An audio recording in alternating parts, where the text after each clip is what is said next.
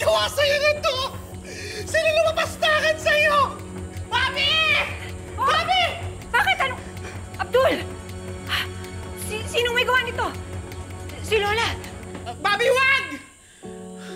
Nasa state of calamity ang lola mo. Siya ang may gawa nito.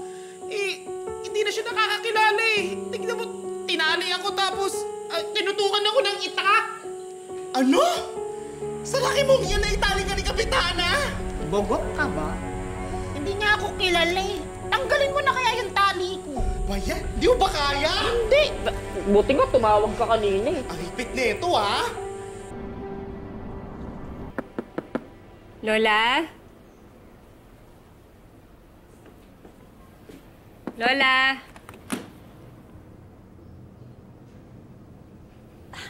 Apo, mabuti naman maaga ka nakauwi. Lola, bakit niyo naman po tinali si Abdul? Tinali? Bakit ko naman siya itatali?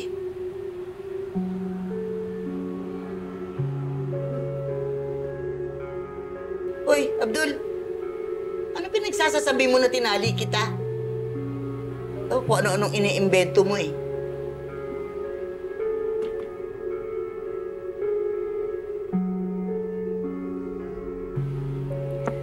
Lola? Lola, papasok po ako, ha? Apa? Lola, bakit po dito kayo naglalaba?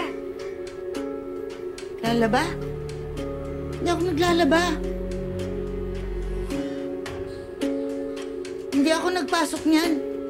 Baka si Mar.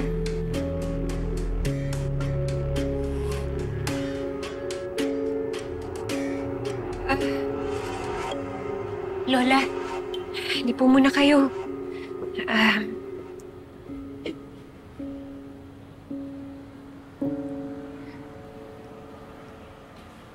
Lola, may kailangan po kayong malaman.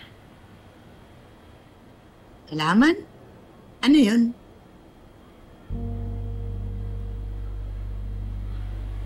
May sakit po kayo eh.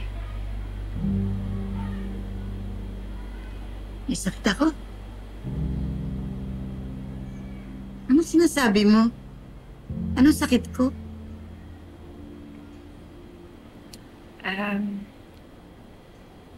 Lola, nagsisimula na po kayong magkaroon ng demensya. Demensya? Hindi ba sa utak yun, sa isip? Opo, Lola. Kaya po may mga bagay at tao na hindi po kayo matandaan.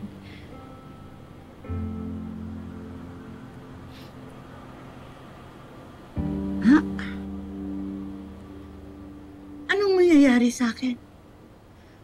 May nagawa ba ako para makuha ko tong sakit na to? Oh, Lola, wala po kayong ginawa. Hindi lang po kayo nakakaranas nito.